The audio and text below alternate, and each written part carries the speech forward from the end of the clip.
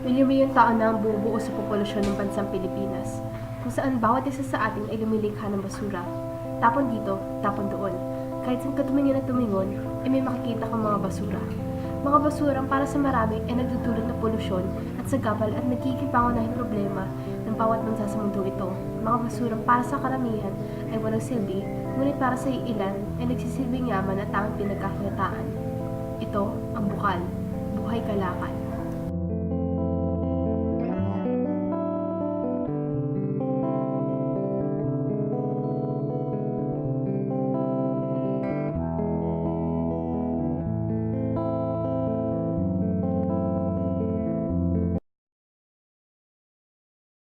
Tumungo ang aming grupo sa lugar ng Valenzuela, lugar kung saan partikular na nagtatrabaho si Kuya Rogelio, isa sa mga taong nabubuhay sa pangangalakal upang maidokumenta ang kanyang buhay.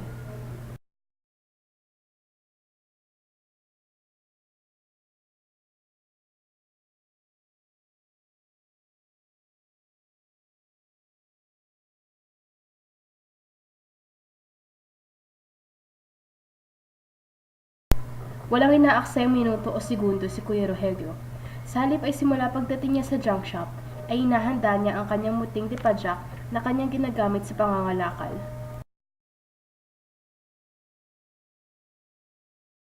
Una niyang kinukuha ang kanyang puhunan na kanyang ginagamit sa pagbili ng mga bote, bakal at iba pa mula sa iba't ibang mga bahay na kanyang pinupuntahan bilang pangunahing gawain sa kanyang trabaho.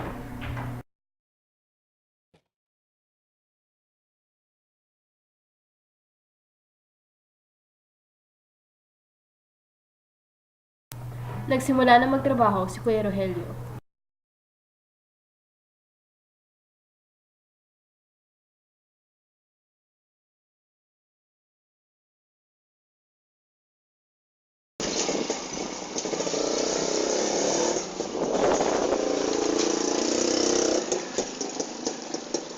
Bote!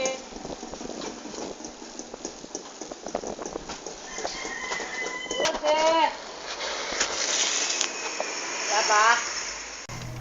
Aminado si Kuya Rogelio na mahirap ang kanyang trabaho dahil hindi sa lahat ng pagkakataon ay may nabibili siyang kalakal kaagad sa kahabaan ng kanyang pag-iikot.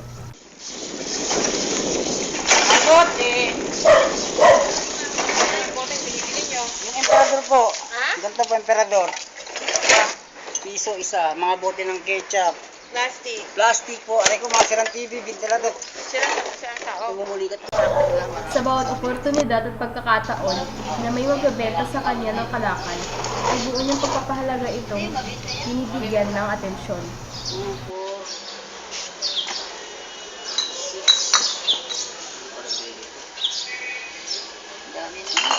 6, 8, 9.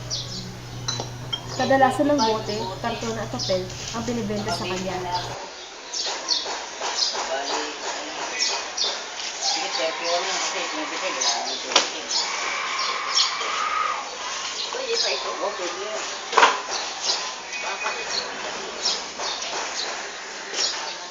Ah, no. 31 na.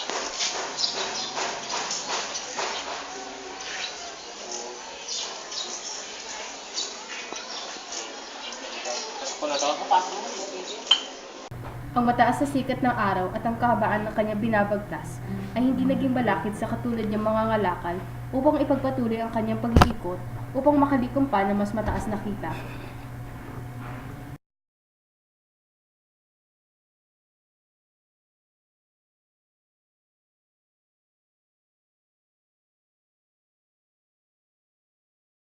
Kuya, bakit ito po yung napili niyong hanap buhay?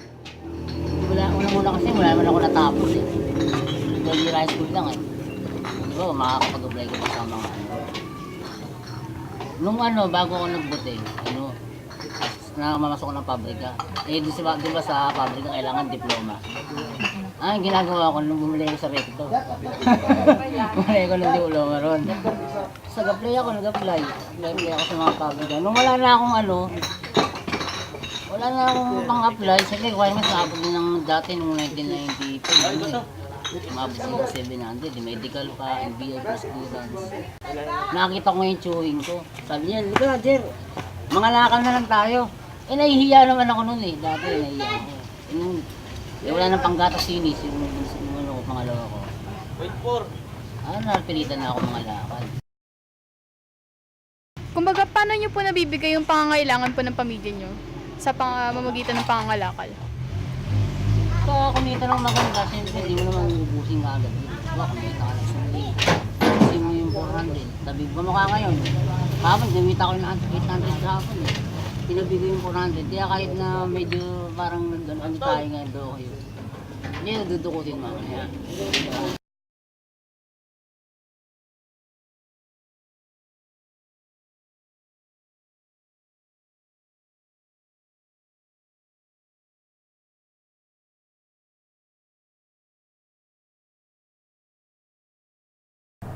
Bandang alas 2 hanggang alas 3 ng hapon na kumakabalik si Kuya Rogelio galing sa kanyang pag-iikot. Dito niya inaayos ang mga nakalakal niya kung saan inihiwalay niya ang mga nabiling kalakal depende sa uring nito.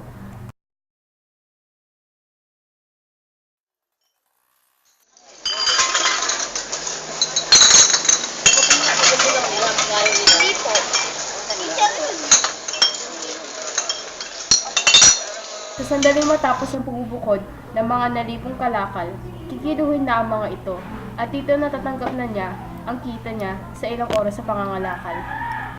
220 pesos ang kinita niya sa pangangalakal ngayong araw. Matapos ni mga lakal na halos kalahating araw, sumama ang aming grupo sa kanyang pag-uwi. Sa 220 pesos na kinita niya, ay sapat na ito pang ulam, bigas at pangtustos sa iba pa nilang pangangailangan. Tinungo namin ang kanyang bahay sa siyudad ng Caloocan. Dito nakilala namin ang kanyang pamilya, ang asawa niyang si Irene at ang kanyang 5 anak na sina Leo, Leoniza, Lennon, Lester at Lindsay. Sa pagiging mangangalakal, nakamamanghang kaya niyang pag-aralin ng kanyang 5 anak ng sabay-sabay at 2 pa dito ay nasa kolehiyo na.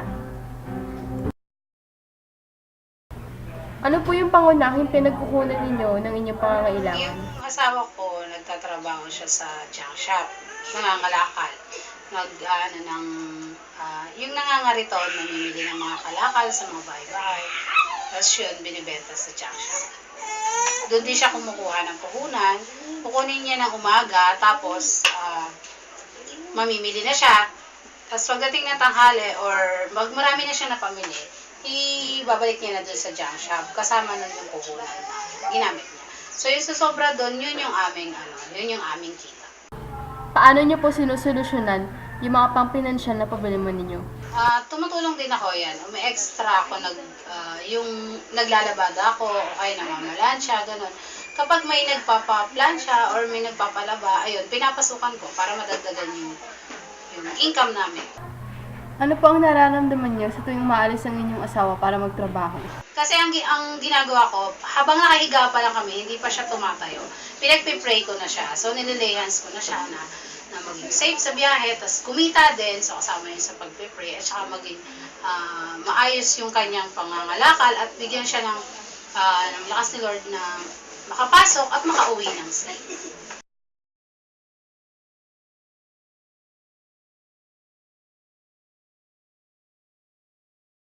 Kasi hindi naman sa lahat ng pagkakataon ligtas, diba? May ganun. May times din na kakabahan ka kasi hindi mo alam kung ano yung mangyayari sa labas. So, yun. Pag tinatanong ka kung anong trabaho ng papa mo, sinasabi mo ba ang totoo?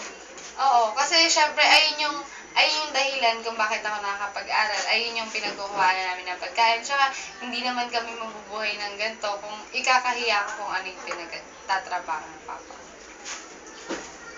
Anong mga pangarap mo sa family mo? Syempre, yung pinakaano ko talaga na kapag hindi na magtatrabaho yung papa ko, tas kami na mga kapatid ko yung magtatrabaho para sa kanila. Tas para kung ano yung gusto namin or gusto nila, mabibigay na namin.